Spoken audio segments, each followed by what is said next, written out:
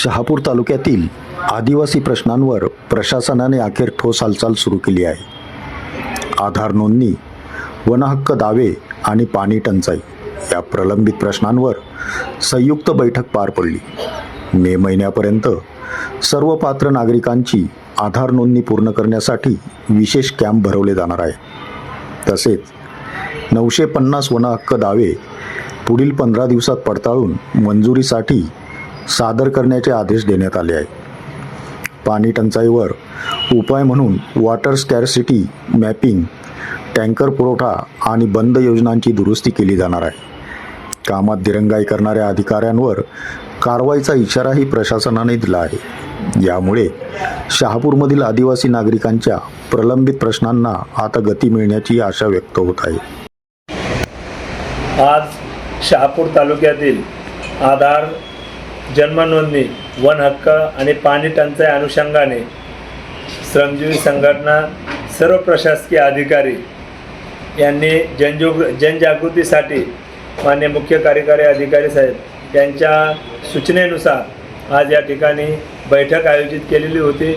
त्या बैठकीसाठी महसूल विभाग असेल, ग्रामविकास विभाग, वन विभाग, आदिवासी विकास विभाग यांचे सर्व प्रतिनिधी, त्याचप्रमाणे आमचे ग्रामस्तरीय ग्रामविकास अधिकारी आणि ग्रामसेवक संघटनेचे पदाधिकारी यांच्या उपस्थितीत आत्ताची ही बैठक पार पडलेली आहे.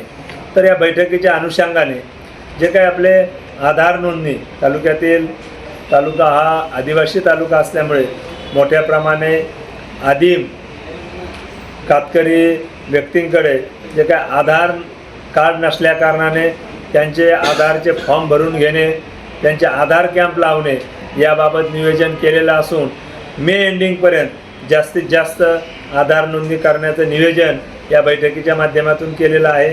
त्याचप्रमाणे जे काही वन हक्क वर्षानुवर्ष प्रलंबित आहेत त्यामधील काही वन हक्क दावे साधारणतः 200 ते 250 वन हक्क दावे आमचे ग्रामसेवक किंवा ग्राम महसूल अधिकारी यांच्या स्तरावर प्रलंबित आहेत. उर्वरित 300 हे वन विभागाकडे आहेत. तरी सर्वांना या ठिकाणी सूचना देण्यात आलेल्या आहेत. येणाऱ्या 15 दिवसामध्ये या वन दाव्यांची पडताळणी करून त्याचं व्हेरिफिकेशन करून उपविभागीय समितीकडे सादर करण्याबाबत या ठिकाणी सूचना दिलेल्या आहेत. त्याबरोबर जो तिसरा महत्त्वाचा मुद्दा आहे तो पाणी टंचाई.